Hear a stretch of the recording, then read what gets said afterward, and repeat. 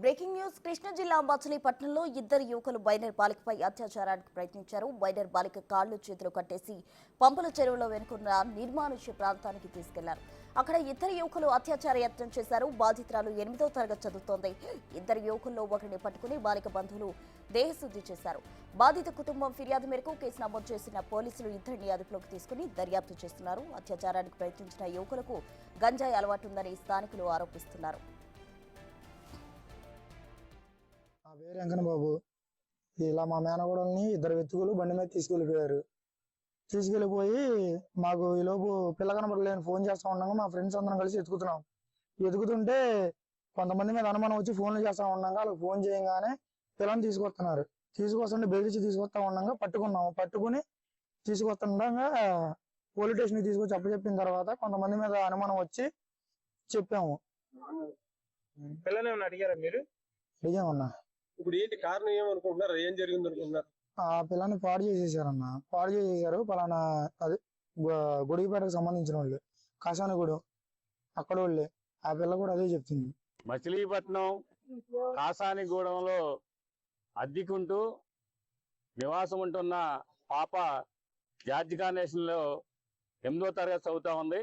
యువకులు నన్ను కాళ్ళు చేతులు కట్టి బండి మీద తీసుకెళ్లి నిర్మాణ ప్రదేశంలో నాపై ఇద్దరు అత్యాచారం చేశారనేది చెప్పడం జరిగింది. నేను ప్రత్యేకంగా కనుక్కున్నాను. కఠినమైన చట్టాలు వేసి వారిని శిక్షించాలని సిపిఎం పార్టీగా మేము డిమాండ్ చేస్తా ఉన్నాం. అదే సందర్భంలో ఈ కాలంలో మరి అంటే ఒక రకంగా గంజాయి సంబంధించింది, మాదక ద్రవ్యాలకు సంబంధించింది అనేకం ఇక్కడ చేస్తా ఉన్నారు. దానివల్ల యువత చెడిపోతుంది. వెంటనే అరికట్టాలని ప్రభుత్వాన్ని కోరుతా ఉన్నాం. అదేవిధంగా ఈ అత్యాచార ఘటనలో ఎవరైతే పాల్గొన్నారో వారిని పోక్సో చట్టం కింద నమోదు చేసి వారిని కఠినంగా శిక్షించాలని సిపిఎం పార్టీగా ప్రభుత్వాన్ని డిమాండ్ చేస్తా ఉన్నాం.